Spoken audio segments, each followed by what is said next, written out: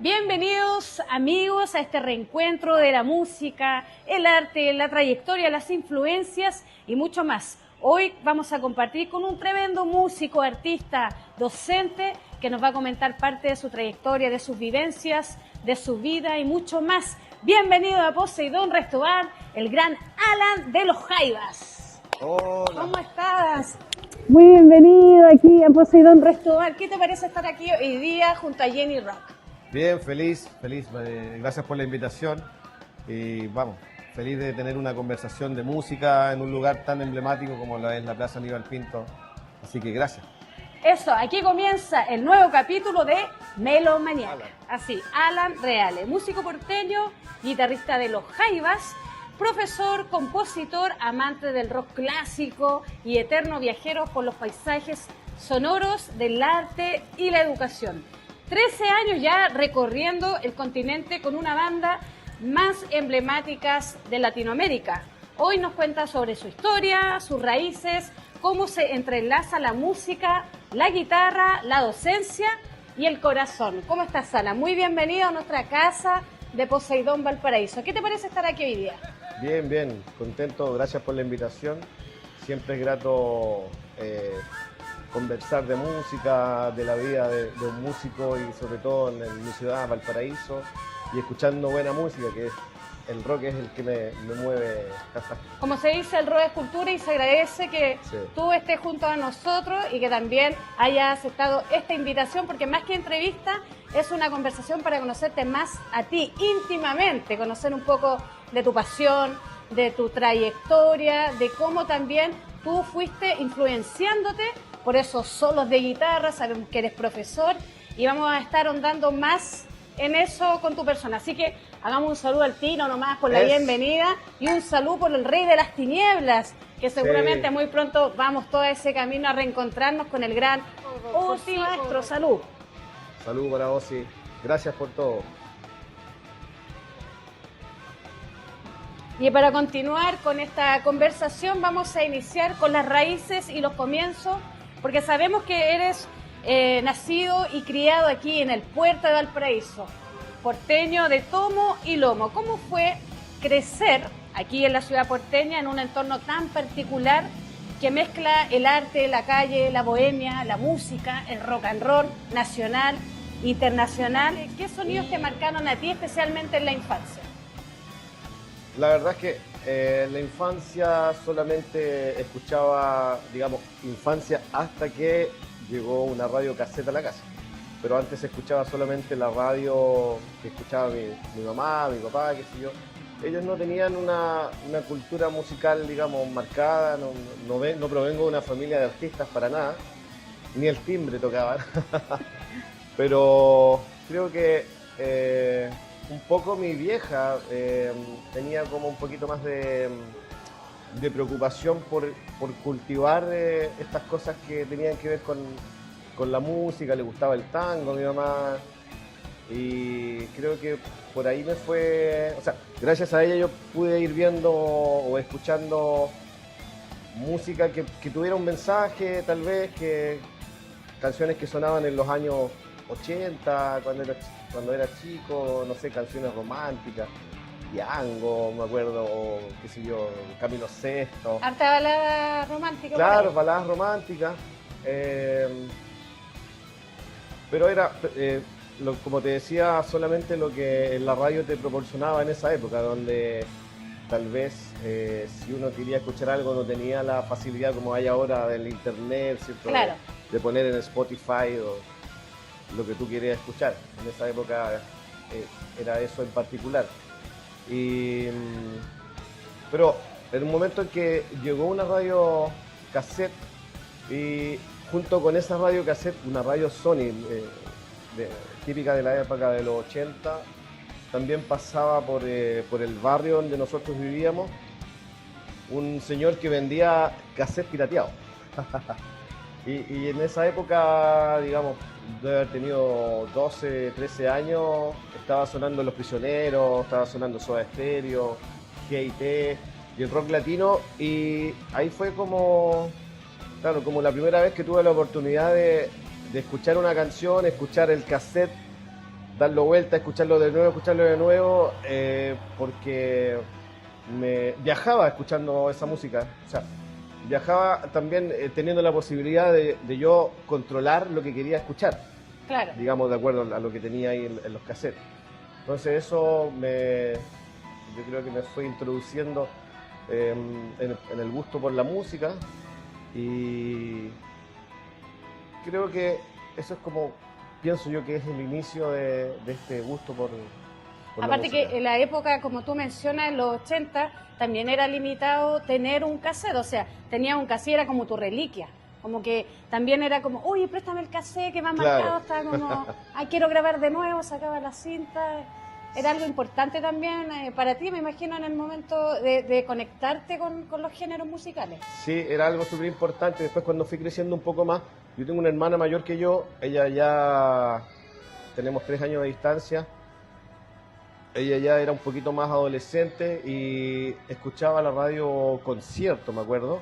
Y la radio Concierto en algún momento tuvo buena música, sobre todo el pop inglés. Claro. Y por ahí también temas del rock. Bueno, estaba de moda también The Wall, de Pink Floyd. Ahí me fue Ahí viajaste al tiro. Ahí me fue interesando, claro, el sonido de la guitarra. La verdad es que a mí me gustaba la batería. Cuando yo veía, por ejemplo, en este programa Más Música de Canal 13, me acuerdo, veía tocar a Charlie Alberti y me alucinaba. Yo quería ser baterista, pero era imposible poder acceder a un instrumento como ese en esa época. Era muy difícil tener un instrumento. Pero lo más asequible era, claro, la guitarra. Y ahí empecé como a aprender los primeros acordes y tratar de emular o de aprenderme las canciones que a mí me gustaban. Como no era posible escucharlas siempre, me era más fácil de pronto aprendérmelas para poder disfrutarlas. Ese era como, desde los inicios, la intención de aprender a tocar la guitarra. O sea que podríamos decir que Pink Floyd fue la banda que abrió tus sentidos. Roger Waters, Nick Mason, Richard Wright. Sí, bueno, Pink Floyd me voló la cabeza. Pero antes de Pink Floyd me llegó un cassette de los Creedence, que era un grande éxito de Creedence. Y resulta que ellos tienen un estilo más folk, ¿cierto? De guitarras rasgueadas, claro, más country, claro. Entonces era más fácil llegar y tocar los temas, aprendérselos, qué sé yo. Pero claro, yo creo que esos fueron las 2 primeras bandas anglos con las cuales me fui interesando. Hasta que, bueno, me llegó este cassette de The Wall de Pink Floyd, y ahí, bueno, viajando con ese disco increíblemente. Bueno, ¿quién no viajó con ese disco? Me imagino que también fuiste parte de la historia cuando llegó Roger Waters por primera vez a nuestro país a transformar muchas mentes, a transformar un escenario completo y llevarlo más a la parte del cine, de las películas. ¿Cómo viviste ese momento? ¿Fuiste parte de ese encuentro? Sí, por supuesto, lo fui a ver ahí al Estadio Nacional, porque además yo en esa época, fue el 2002 creo, ¿no? Yo tocaba en una banda tributa a Pink Floyd, entonces ya tenía, digamos, bueno, ahí ya era músico, ya trabajaba en eso. Ya me sabía los temas, como que lo sabía desde adentro, desde el intérprete en el instrumento, pero ver el espectáculo, digamos, es muy distinto al nivel, digamos, de... Claro, lo vives desde otro ángulo, desde otra forma y manera. Claro, desde esa perspectiva, digamos, con lo que se podía hacer acá en Valparaíso, lo hacíamos igual iba gente a vernos, teníamos esa experiencia de que la gente disfrutaba. Ahora, ¿por qué tuvo éxito esto de los grupos tributos? Porque todavía no venían esas bandas chiles a tocar. Claro. Hasta que, bueno, ya empezaron a visitar este país con mayor frecuencia. Bueno, ahí yo dejé de hacer los tributos, pero fue un lindo momento ver a Roger Waters ahí escuchando lo más cercano a Pink Floyd. Para todos. ¿Y cómo también tú vives esa transición desde el rock psicodélico y progresivo? Porque universalmente y musicalmente es un arte que es maravilloso. O sea, la creación de los sonidos, de viajar, de sentir como que tú estás viajando con cada melodía, con cada acorde. ¿Cómo llega a ti también un poco más emocionalmente, más directamente?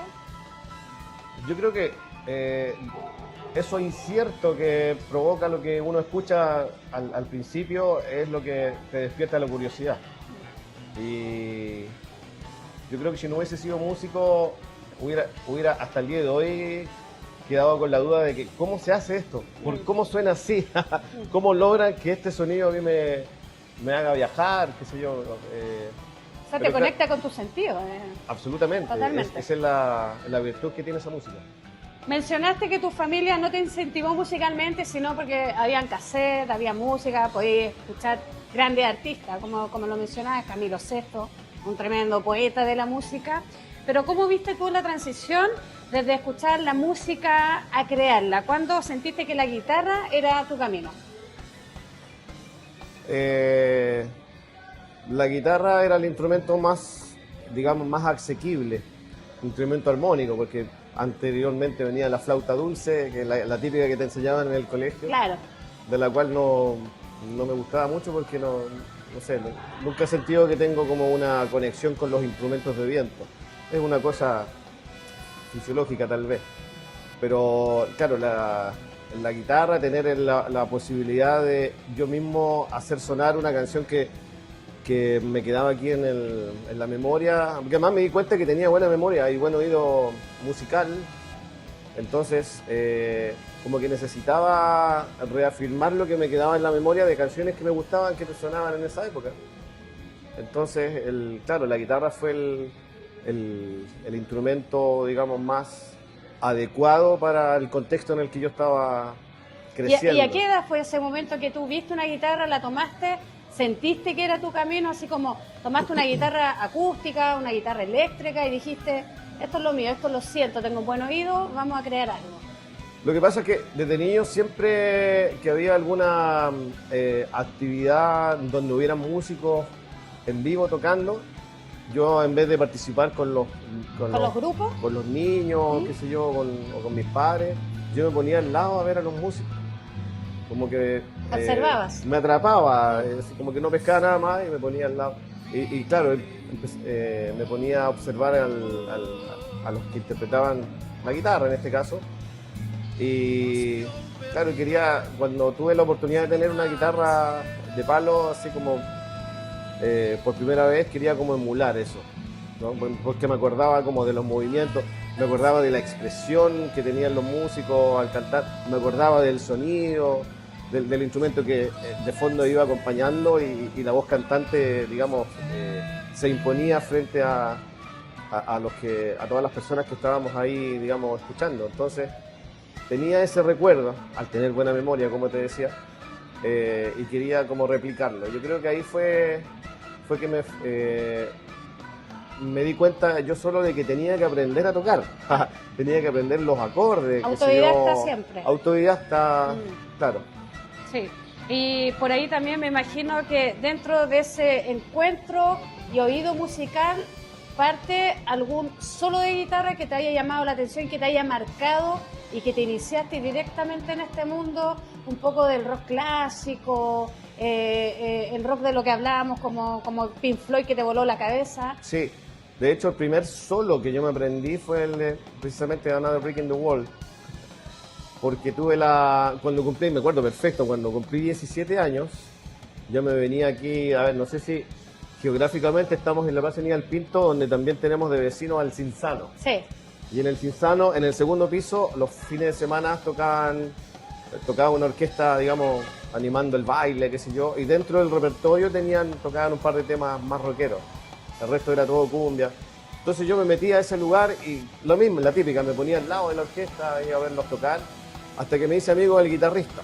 Y cuando yo cumplí 17 años, me prestó una de sus guitarras eléctricas. Yo no la podía creer, porque era la primera vez que tenía una guitarra eléctrica, digamos, en mi casa, y lo que primero quise hacer fue aprenderme el solo de Wall, que era como que lo tenía ahí. No era muy fácil de hacerlo en una guitarra acústica. Además, claro. Entonces, ni siquiera tenía amplificador. Había escuchado esa típica historia de que si uno pone la guitarra en la ventana, digamos, la resonancia del vidrio hace que se amplifique el sonido. Entonces me ponía a tocar apegado en la ventana y creo que en esa misma época, 17, 18 años, conocí a unos chicos del Cerro Alegre. Yo pasaba por ahí porque estudiaba, en la enseñanza media estudiaba por ahí. Y querían formar un grupo y les faltaba un guitarrista. Yo dije, oye, yo tengo una guitarra eléctrica, oh, ¿en serio? Entonces ya mañana prueba, vamos a ver cómo tocáis. Pues entonces me aprendí el solo bien y fui y les toqué el solo y quedaron fascinados conmigo. Así que esa fue como mi primera incursión en un grupo musical que se llamaba Psicodelia, ese grupo. Ya. ¿Año? ¿Más o menos? Año 91 por ahí, 91, 92. Trayectoria hay. Sí. Parece que sí. Por eso hacemos un saludo nuevamente aquí con Alan, Salud. Conversando de la vida, de la música, y qué mejor en Poseidón, Valparaíso, disfrutando de estas ricas cervezas artesanales de Loa y Mauco, que son parte de nuestra casa, junto a Alan y su trayectoria musical.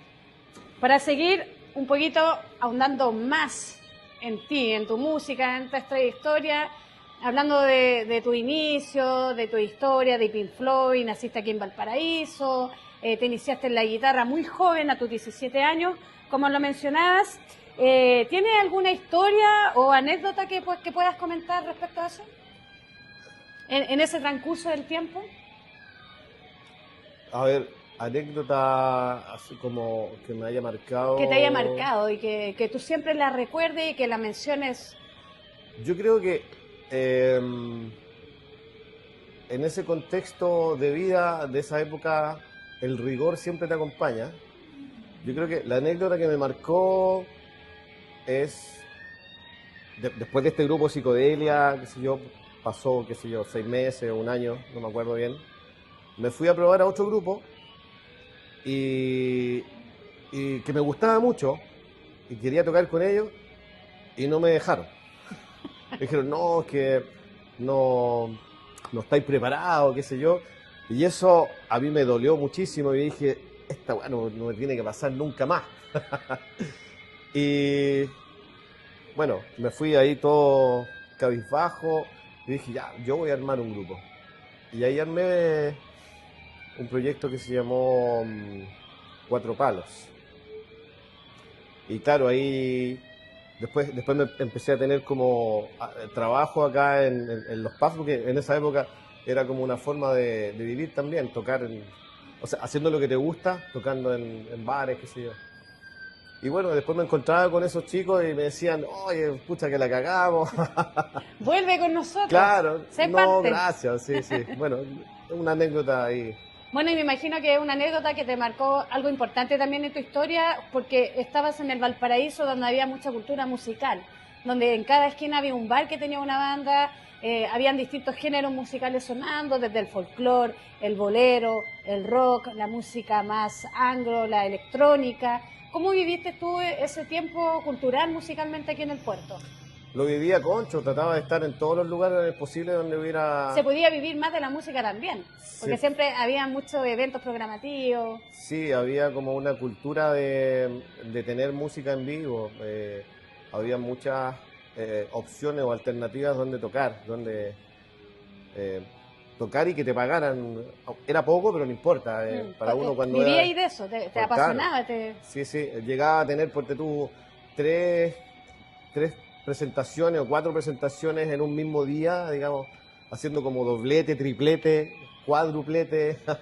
Pero estaba viviendo de la música. Pero vivía de la música, claro, y era feliz. Terminaba después a las 5 de la mañana, Claro. muy cansado, pero feliz. No, y me imagino que también habían reencuentros importantes, conocían un montón de gente, viajaba gente de otros países a Valparaíso a conocer un poco la bohemia que acompañaba este puerto. Sí, porque siempre ha sido una ciudad muy cosmopolita, en la época donde el puerto todavía estaba, digamos, Vigente. bien cuidado, vigente y con mucha vida nocturna, mucha vida bohemia, o sea, mucha bohemia en la cual uno podía transitar, conocer gente, aprender. y también hacer lo que a uno le gusta, que era tocar. Me parece perfecto y por eso también estamos con Poseidón Valparaíso, para revivir esa bohemia cultural musicalmente aquí en el corazón del puerto, que si todavía tú no vienes a Poseidón Valparaíso, ven a conocer este lugar tan maravilloso con este gran kraken, arte visual por el gran necroescultor y un montón de artes más que quiero que tú seas parte. Así que ya lo sabes, aquí en Plaza Aníbal Pinto 339, la ciudad puerto de Valparaíso. Alan, el pasado 5 de julio vivimos un reencuentro emotivo, una jornada maratónica que fue increíble desde las 9 de la mañana hasta casi las 12 de la noche. Y tú fuiste parte también como cliente, como familia, porque nos reunimos un montón. Ha remecido el mundo del rock, del metal, porque unió generaciones tras generaciones y unió muchos géneros distintos de la música con lo que hizo Black Sabbath. ¿Cómo te marcó esto a ti?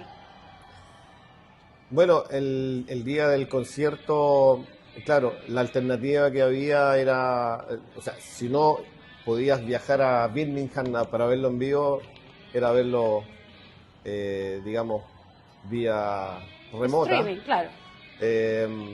Y yo me enteré en Santiago, porque viajo mucho a Santiago por trabajo, que iban a transmitir por streaming el concierto.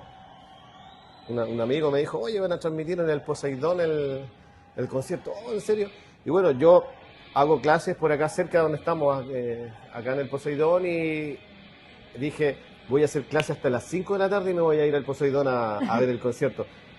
Si no voy ahora, me lo voy a perder porque es distinto verlo solo en la casa, a verlo en un contexto donde hay comunidad. Donde hay comunidad, claro, y todos con un mismo gusto musical y en un lugar donde también acompaña eso.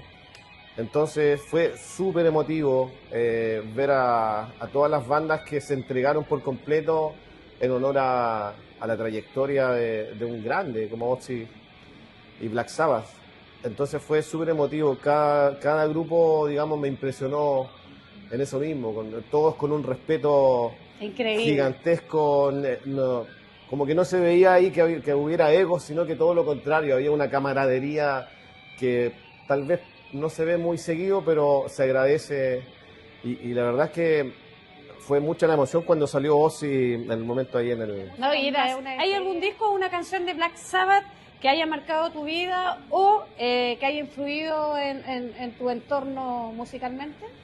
¿Algo que te haya marcado? Si bien es cierto, tocaba rock clásico, había muy pocos temas que yo tocaba de Ozzy, pero uno que siempre me encantaba tocarlo, interpretarlo, era Warpix, que de hecho fue el tema con el que inició. Además tiene una energía tremenda ese tema, entonces que era inevitable acordarme al verlo de lo que se produce al escuchar la sirena, digamos, como de la Segunda Guerra Mundial. La verdad, sí, ese es como el tema que me... ¿Cómo ves esa trascendencia generacional que logra conectar a jóvenes de hoy con un sonido que es y nació hace más de 50 años atrás? Yo creo que tiene que ver específicamente con que es un sonido verdadero. Hay una sinceridad en la interpretación, en la creación de esta obra, el sonido de las guitarras. Finalmente el rock no es algo maléfico, no es algo que tiene un tinte negativo, sino que son las personas las que de pronto pueden desviar la atención de cualquier estilo musical, pero el rock creo que nos da un mensaje, que es el mensaje de que, a ver, hay cosas mucho más valiosas en la vida, mucho más importantes, tanto el sonido de una guitarra, de una buena batería, una buena base de bajo, te dice algo, hay un trayecto, hay una historia que se cuenta en cada canción de rock. Que además logra conectar las emociones, esa catarsis que a veces no sabemos cómo llevarla al mundo real, con una canción o una distorsión en la guitarra, tú quedas así como anonadado, así como exactamente, impactado. y es esa misma verdad y esa misma catarsis que provoca el rock, que las nuevas generaciones se conectan con eso por lo mismo, o sea, creo que ahí se demuestra que da lo mismo de que esta música haya sido inventada, o sea, de hecho, nosotros somos segunda generación de la invención del rock. Y las terceras generaciones, digamos, se conectan con lo mismo, porque es música verdadera. Como guitarrista y tú, fan del rock clásico, de lo que hemos estado comentando, del género, ¿cómo te impactó a ti directamente, tú que también eres guitarrista? Sí, a mí me impresionó el sonido. A ver, yo venía más de la corriente de, bueno, David Gilmour, Jimmy Page, Richie Blackmore, de Deep Purple, que claro, que tiene un sonido más brilloso, ¿no? Con la guitarra afinada, digamos, a la afinación universal de la guitarra, un 440, y sin embargo, siempre me pregunté, ¿de dónde sacó este sonido Tommy Iommi? Sonido de la guitarra más, llámese dark, porque es tal vez el imaginario que se le ha creado en torno a eso, pero finalmente cuando tú te enteras de la historia verdadera de dónde nace, porque, bueno, él tuvo problemas con las dos falanges de sus dedos, y para que él pudiera tocar tuvo que bajar la afinación, y eso hacía de que el sonido fuera más en una frecuencia más baja, digamos, más oscuro, entre comillas. Más distorsionado también. Claro, entonces ahí tú te das cuenta de que de una casualidad, si es que es casualidad, sino que puede ser causalidad, nace una leyenda, nace un lenguaje dentro del rock. Por eso son los padres del heavy metal, porque hay algo que los distingue, hay una distinción ahí que es única y solamente ellos la lograron. Así es, y son los que unieron todos esos géneros musicales que fueron transformándose en identidad, con cada uno, con el metal más extremo, el metal un poco más pesado, más oscuro, el rock clásico, todo viene de... Hay un árbol genealógico de Black Sabbath, no sé si lo has visto, pero tira todo lo que es rock clásico, heavy metal, sí, power metal, todo parte de ahí. También saludo para usted, señor productor, que está ahí atrás de cámaras. Hablando un poco de la cultura musical, naciste aquí en Valparaíso, pero también conocemos algo de tu historia, de tu estudio en Argentina. O no sé si están así, y te lo preguntamos porque te fuiste a vivir cerca de 3-4 años, por lo que entendemos, para estudiar producción musical. ¿Cómo fue esa experiencia en cuanto a descubrir una nueva ciudad, donde también habían grandes rockeros clásicos como Soda, Virus, Charly García, un tremendo influyente también con la música británica también, Charly García? ¿Cómo fue para ti descubrir esa cultura ahí en Buenos Aires? Inolvidable, fue un cambio sustancial en mi forma de ver la música y la vida. Esto es muy importante. Yo tenía una inquietud de salir de Valpo, sentía que ya como que había estado en todos los rincones donde se podía estar por respecto de lo que yo venía haciendo en términos musicales y además en términos de... Hablemos un poco de una historia importante en tu vida. El año 2012 te citan a una reunión para formar parte de los Jaivas. ¿Cómo fue ese momento? ¿Lo esperabas realmente? Mira, dentro de mi trayectoria o andar musical, como que siempre hubo ahí inconscientemente una certeza de que algo importante me iba a pasar. No sabía qué, pero sí sabía que algo importante me iba a suceder. Claro, porque bueno, yo insistía, la perseverancia, qué sé yo, en dedicarme a la música, esa insistencia evidentemente me iba a llevar a algo, pero había algo importante en el sentido de que era algo inexplicable, no sé qué mierda puede ser. Sentías como esa corazonada que te avisa, sí, que algo va a ocurrir. Absolutamente. No sé dónde ni cuándo, pero algo viene. Claro. Tenía esa certeza, de verdad. Y bueno, y ocurre que ese año 2012, en abril del 2012, me llama Claudio Parra para preguntarme si me interesaba tocar con ella. Claudio Parra, además, claro, directamente. Evidentemente le dije, lo voy a pensar. No tengo tiempo. Claro. Sí, sí, bueno, fue un impacto, pero fue como... A ver, al principio recibí la emoción de que, claro, que te llame alguien como Claudio Parra para preguntarte si puede contar contigo para tocar con los Jaivas, así, claramente. Fue súper... como que al principio no lo creía, pero andaba como un cabro chico, así, de esa reunión que tuvimos en Viña del Mar. Me acuerdo que una vez que me pregunta, yo le digo, por supuesto, cuenta conmigo, Claudio. Ahora, me llamó él a mí directamente porque nos conocíamos muchos años antes. Teníamos una relación de amistad de como 19 años. Que hay una historia ahí entre medio, donde tú comentas también en algún capítulo de otra entrevista, que tú estás tocando con una banda X en un bar en Viña del Sí. Mar, y llega él, porque estaba de jurado en el Festival de Viña, llega, te ve tocando la canción La Conquistada, La conquistada, claro. y dice, él es.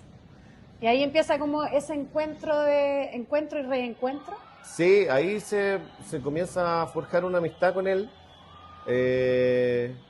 Bueno, ahí fue que tocamos la primera vez esa canción, pero porque él se ofreció a tocar con nosotros. Nosotros éramos pendejos, teníamos 19 años, año 93.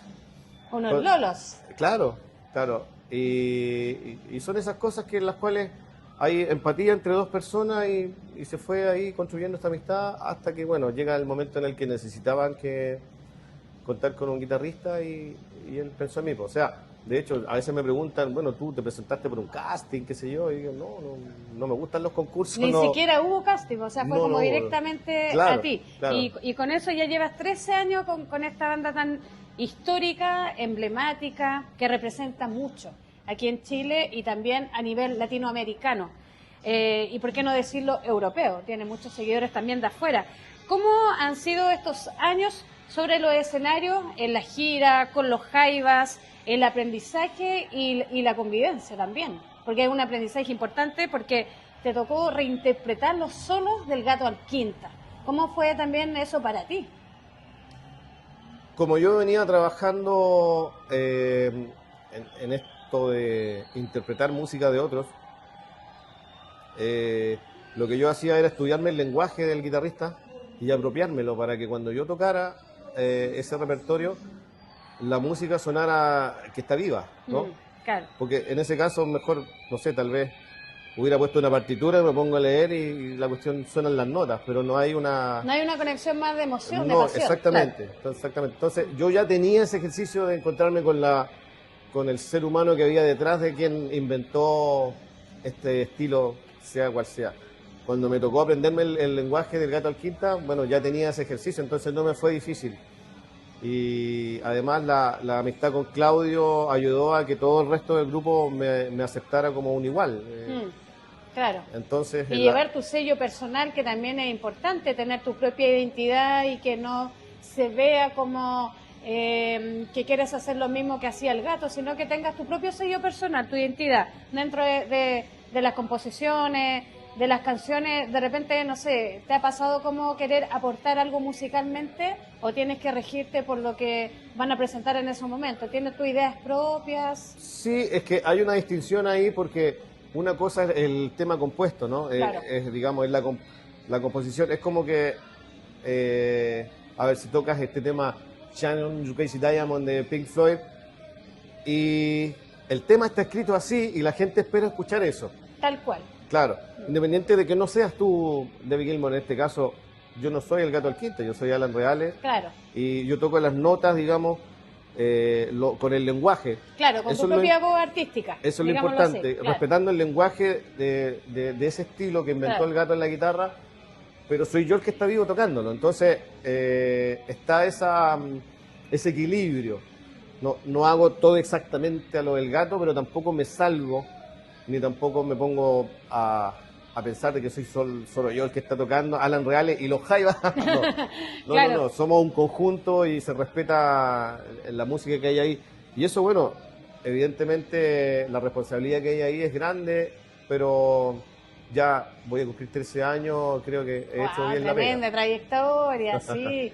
Excelente. Y aprovechando que estamos hablando un poco de esa trayectoria tan importante en esta tremenda banda histórica de los Jaivas, no sé si es un mito cuando los Jaivas, no sé si tú me lo puedes aclarar, iban a hacer un homenaje a Floyd en el desierto de Atacama. ¿Es un mito o se generó a través de como que se estaba comentando que todos lo iban a decir o no era real? ¿O iba a pasar y dijeron no? El mito está en que los Jaivas le vayan a hacer un homenaje a Pink Floyd, no. No. Eso no es así. Lo que sí se generó la idea de hacer un concierto Pink Floyd y los Jaivas en el Valle de la Luna. Eso es cierto porque esto me lo contó Mario Muti, que Rick Wright, el tecladista de Pink Floyd, estaba interesado en que se pudiera, digamos, llevar a cabo este concierto, pero fue creo que un año antes que se muriera, así que ahí dijeron ya, no ahí se quedó puede. nada, o sea, claro. si no está Richard, Gilmour no toca y para todo. Claro. Solo Roger Waters continúa su legado. ¿Hay alguna banda chilena, por ejemplo, hoy en la actualidad, o guitarrista que te llame a ti personalmente la atención? Ahora, por cercanía, para mí el Fitch, el Pescado, que es mi amigo, para mí es un guitarrista y músico extraordinario, pero es porque lo conozco muy bien desde adentro, no solamente desde lo que uno escucha, cómo interpreta Claro. lo que toca, sino que Tiene también una historia... lo conozco y tocábamos juntos en Betrayer. Yo fui vocalista de Betrayer también. De ahí viene mi gusto por el metal también. Mira. Sí, año 93. Y... ¿qué otro guitarrista? Hay un montón de buenos guitarristas. Bueno, Alejandro Silva, bueno, el mismo Ángel Parra también. Mencionaba por ahí en la entrevista pasada que le hicimos a Pescado que él quería lograr como juntar a varios guitarristas y hacer un homenaje al disco que él va a presentar. Quiere invitar por ahí mencionaba a Rodrigo Veragua, que también es un guitarrista Sí. de acá, de la quinta región muy conocido, que también es parte de OD en la actualidad. ¿Qué piensas de esa propuesta musical si le dice, Alan, súmate, quiero también que seas parte de esta conmemoración musical hacia mi disco? O sea, si el weón no me invita, Él se lo pierde. lo voy a retar, claro. No. Alan, cuéntanos sobre tus proyectos musicales. ¿Tienes una banda actualmente? ¿Estás componiendo? ¿Cómo viene eso en este año 2025? ¿Y qué esperas de aquí en adelante? Tengo dos, digamos, proyectos. A ver, música compuesta por mí, tengo bastante. Lo único que no he hecho es publicarla, ¿no? Esa es una deuda que tengo conmigo mismo, pero creo que ya estamos muy cercanos al momento en el que ya vaya a concretar la grabación de este proyecto, de esta material. ¿Pero han tocado música? O sea, ¿se han juntado y han tocado en vivo? ¿Presentaciones en vivo o todavía no? No. Ya. No, Esta no. banda en la que tú me mencionabas, que se llama... Alan Reales. Ah, ya. El proyecto Ya. se llama Olos. Ya. Que, es un proyecto que además, parte de eso, yo estaba grabándolo el año que me llamaron para los Jaivas. Ya. Entonces Quedó ahí como en stand-by. stand-by, claro. Y ahí está, ahí está. Y por otro lado, tengo un proyecto que se llama Alpaca, con un integrante más de los Jaivas, con dos. Al Pancho Bosco y su hermano Juan Pablo Bosco. Y también ahí tenemos proyectado grabar y lanzar algún material. Esperamos que el próximo año. Y hablamos de un material, de un EP, de un LP. ¿Cuántos músicos son en escena? La base somos 3, Ya. pero Hablamos de guitarra, bajo, batería. guitarra, Ya. Pancho que toca el teclado, la flauta, saxo, un multiinstrumentista extraordinario. ¿Pero hay una multifusión de algún género particular o es más Sí. tirado al rock, no sé, progresivo? No, lo clásico? que pasa es que yo creo que ahí ponemos sobre la mesa todas nuestras influencias. Claro. Pancho tiene más influencia del jazz y del folclore latinoamericano. Yo, bueno, del rock, y ahora con los Jaivas obviamente me he impregnado también de la música latinoamericana, que es muy rica además. Y Juan Pablo Bosco, que es el baterista percusionista, también lo mismo, es un maestro del instrumento, entonces maneja muchos estilos de música. Entonces, ahí estamos viendo qué resulta. Me parece perfecto y recuerda que aquí tienes un espacio exclusivo si quieres hacer o presentar de repente algún lanzamiento importante de tu discografía, podemos también ahí gestionar una ayuda para hacerlo Encantado. posible, así que ya lo sabes.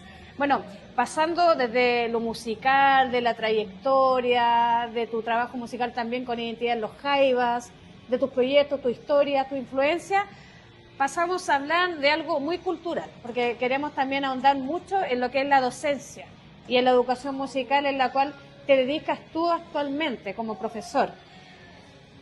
hace un tiempo comentamos y subimos una foto cuando tú estabas acá en el tributo de homenaje del último show de Ozzy. Y habían chicos que comentaban, grande profesor, Sí, me enseñó mucho, gracias a Alan viajé tocando música.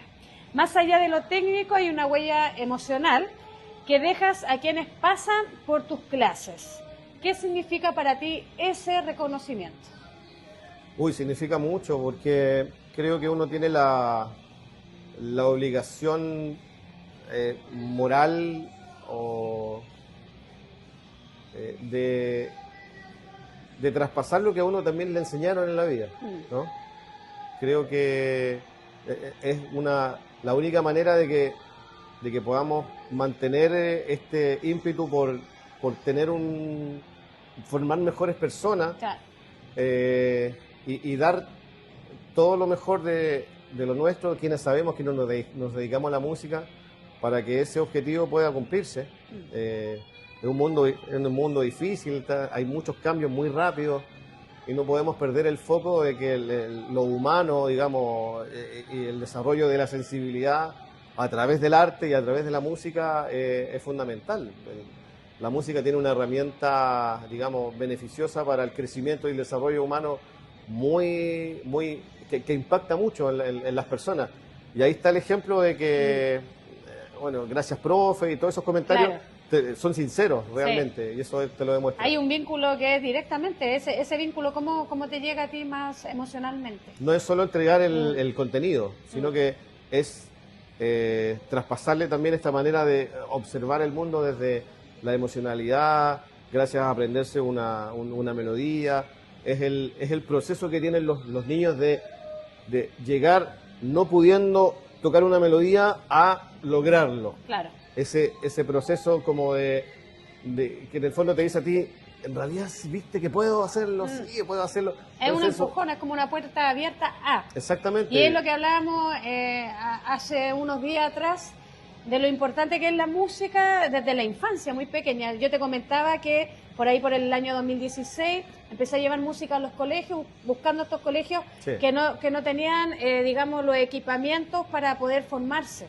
Entonces, habían niños que no hablaban, no había una comunicación verbal. Entonces, cuando llevamos estos proyectos de la música, estos niños terminaban saltando, hablando, gritando. O sea, había una catarsis importante emocionalmente porque no sé si una frase cliché, pero sí, la música cambia vidas. ¿Qué sientes que le entregue la música a un niño o niña cuando aprenden a tocar? A ver, la música es un lenguaje universal, o sea, nos podemos comunicar a través de la música en cualquier parte del mundo y en cualquier contexto también.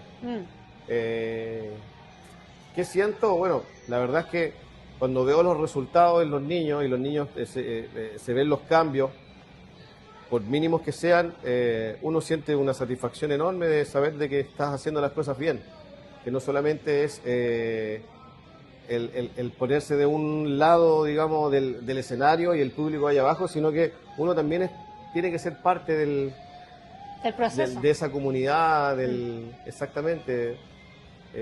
Como uno es un referente para las personas que no se dedican a la música, pero uno tiene que aprovechar esa ventaja como referente para precisamente entregar este mensaje y enseñar Aparte que, por ejemplo, cuando no todos los niños toman un instrumento en particular, se abren otras puertas. La parte emocional, la parte creativa, espiritual. Lo veíamos, por ejemplo, en los inicios cuando salió la película de Jack Black, en la escuela de rock, donde no todos tocaban instrumentos, pero había uno que producía, el otro que era el manager. O sea, todos toman una tarea dentro de la parte creativa. Y eso también marca, me imagino que a tus estudiantes también, a ti también como profesor, porque aparte de ser profesor, tienes la parte creativa. Sí, esa integración que ocurre en este proceso de enseñanza musical es la que hace que los chicos se sientan partícipes e importantes y siendo partes de algo que tiene un objetivo, por pequeño que sea. ¿Cuál es el objetivo? Es aprenderse esta melodía, el guitarrista aprenderse esta base, el batero aprenderse esta base, el tipo que está ayudando a enchufar los cables. que los cables suenen bien, que no haya Claro. ruido. Todos tienen una responsabilidad, por pequeña que sea, pero para un logro colectivo. Claro. Y eso también marca algo importante en eso. Yo te comentaba también en esos días que hablamos un poco de lo que iba a entrar en esta conversación, de lo importante que era guiar a los niños, pero no todos tienen la herramienta. Los colegios, tú estudiaste o hiciste clase en un colegio público, lo mencionaba, un colegio privado, ahí lo vamos a ahondar un poco más. Pero en Chile, por ejemplo, hay muchas brechas de acceso a la educación. Y no todos los niños y niñas tienen el acceso a los instrumentos, o no hay un espacio para ensayar, no hay salas como con todo el equipamiento que se necesite que los pueda motivar a lograr conectarse con una herramienta de un instrumento musical. ¿Cómo has visto esto en tu experiencia como profesor? Creo que ha ido como acrecentándose el interés de los colegios por integrar la música de manera más seria, ¿no? No una guitarra. He estado trabajando en colegios en donde no hay instrumentos, o con suerte una guitarra, así, una guitarra que la preste el auxiliar, cosas Claro. así absurdas. Porque, claro, el sistema educativo desde siempre, digamos, desde la revolución industrial, se han preocupado de formar personas afines a la industria, ojalá que no tengan la posibilidad de emocionarse, ojalá que no puedan reflexionar, sino que sean meros robots. Claro. En cambio, se ha demostrado de que el acceso al aprendizaje de alguna experiencia artística en realidad es más positiva que nada. Y eso, un interés en varios colegios, porque además hay mayor acceso a la compra de instrumentos. Ahora hay un montón de alternativas para poder acceder a instrumentos y armar este tipo de taller o lo que sea, pero eso igual estamos al debe. Sí, Hay un avance, no sé si sustancial, pero al menos no se está retrocediendo en eso, ni tampoco está estancado. Creo que, como te decía recién, hay como alguna energía que está empujando a que necesitamos, de verdad necesitamos que en los colegios todos los niños, digamos, tengan la experiencia musical o artística, no para formar músicos específicamente, sino que para beneficiarse de todos los atributos positivos que te entrega la enseñanza y la experiencia de la música. En una sola palabra. En una sola palabra. Sabemos que hay muchas, pero en una sola. Sí. Yo creo que resiliencia. Creo que, a mi modo de ver, no sé, tal vez pueda encontrar en otro momento una palabra más adecuada, pero creo que eso resume esta capacidad de no ser explosivo en la vida, esta capacidad como de tener mayor sensibilidad frente a cualquier adversidad que uno se pueda encontrar en la vida, y esta capacidad de aprendizaje también, abrirse a observar que cualquier fenómeno que te pasa en la vida es por algo, que todas las cosas te enseñan algo. Creo que por ahí. Sí, y emocionante también a la vez. ¿Qué te gustaría seguir explorando en tu vida artística en los próximos años? Creo que la producción musical me gusta. Bueno, he tenido experiencias trabajando en producción musical, pero no seguía. Me gustaría producir proyectos nuevos que me interesen y que tengan un sentido, que tengan un mensaje. Un mensaje, que tengan también una buena propuesta musical, que me guste, por supuesto. Creo que por ahí. Por ahí va. Para ya cerrar la entrevista, como lo mencionábamos, ahí, por favor, un mensaje a todos los músicos jóvenes que sueñan con vivir de la música en Chile y en parte de Latinoamérica o en el mundo entero. ¿Qué conseja le dirías a ellos que te están escuchando? Que sean perseverantes, que no paren nunca de darle para adelante, porque en algún momento se van a encontrar con algo que les va a cambiar la vida. Se los digo yo.